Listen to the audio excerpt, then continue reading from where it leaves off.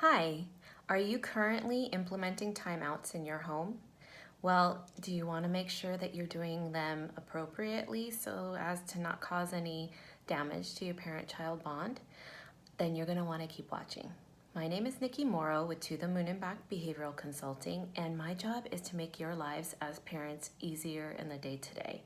So today I'm going to talk about timeouts, which have been very controversial and because parenting has taken more of an attachment basis lately, timeouts are virtually a bad word. However, I know that a lot of parents still implement them, and coming from my behavioral background, I do see a purpose for both, as I have stated earlier. So I definitely advocate more for time ins, especially for young children, because they're still learning the rules and how to regulate themselves, etc. However, as a behaviorist, talking about human behavior and reinforcement, etc., I see a purpose for timeouts, but timeouts in a specific way. So timeouts have gotten a bad rap because they're overused and they're not implemented appropriately. Most of the time, most people think the definition of a timeout is sending the kid to their room and that's the end of it. There's no conversation. It's definitely very punitively done. So again, timeouts, as far as my behavioral background go, and the way that I would advocate utilizing them is in situations where the offense is serious, like typically something that has to do with safety. This is usually for repeat occurrences where you've already done the teaching, you've already done the coaching, and it has not worked to any avail. So, of course, us as parents, I'm very practical. We need tools. We need tools that we can use and implement that are effective. So in those instances where you're just at your wit's end and nothing else has worked, you know that you've done your best to implement other strategies, then timeouts can be appropriate. But again, I caution against utilizing them for every little thing because that is not appropriate. That is not beneficial to you or your child or your parent-child bond. So the way that I advocate implementing timeouts is very educational. A lot of times if the behavior is attention seeking, if they're trying to get a rise out of you, they're trying to get your attention, then that is where you don't want to give it to them. You don't want to give them that attention because then it reinforces the behavior. So, time ins are very attention based. It's very, you're sitting with them, you're having this conversation with them. So for a child that is misbehaving in order to get your attention, it is doing the opposite of what you want. It's actually reinforcing that, they're getting what they wanted. They're getting your attention and they're getting a lot of it. So that would reinforce an attention-seeking behavior.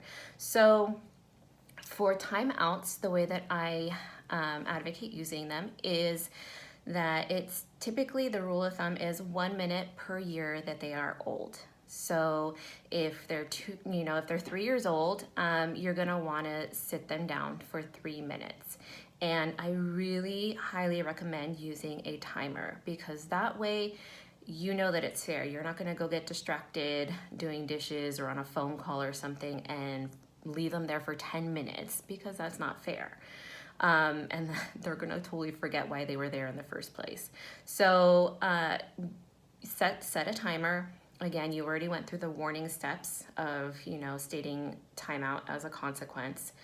And when you do sit them down, you're gonna wanna put them in a neutral place, somewhere where there's not toys or distractions or anything that can entertain them, and definitely a place that's safe where they can't hurt themselves because sometimes their behavior may escalate into a full-blown tantrum. And in that case, you want to make sure that they're in a safe place. So the way that I did it with my daughter is we have a pretty big area in the living room that has nothing near it. And I would put a cushion there, and that was the timeout cushion.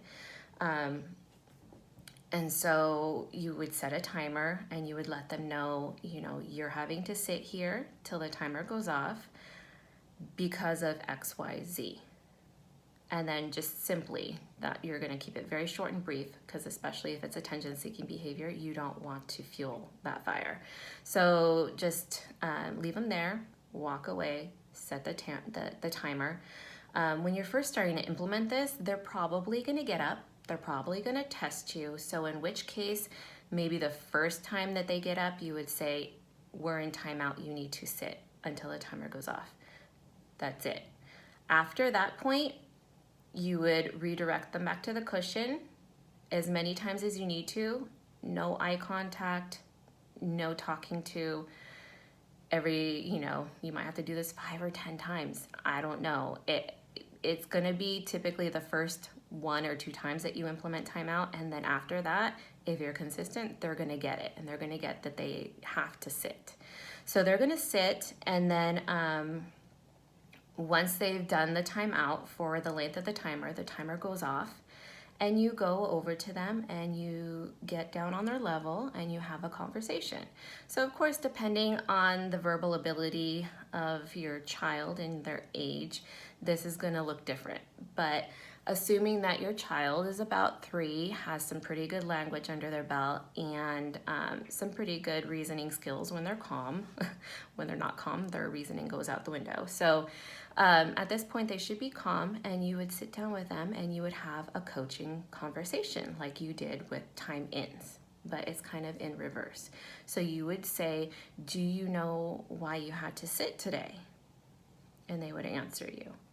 Or you may have to coach them through it and give them some ideas.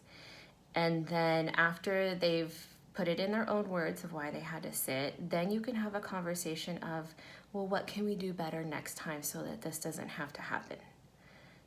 And then you would, again, have that conversation about why or how, problem solving, how we can avoid this consequence in the future. Because nobody likes to have to do timeouts. It's not fun for either party. So that's the gist of it. You're gonna have that, kind of like that repair coaching situation. So it's not just a punitive consequence and you brush your hands of it and that's it. You do have the opportunity to come back and have that kind of that repair situation and that parent-child bonding at the end, and that brainstorming and that respectful conversation, so that hopefully in the future you won't have to implement the timeouts, or you'll have to do them so much less frequently. And that's what I've experienced with my own situation, and that's what I've seen with parents that I have coached in the past. So that is the gist of it. I realize that, again, this is a very heated topic, and I respect both perspectives. Like I said, I see a purpose for both. But if timeouts seem applicable to you, then, at least you want to make sure that you're doing them in a way that's educational and not just strictly punitive.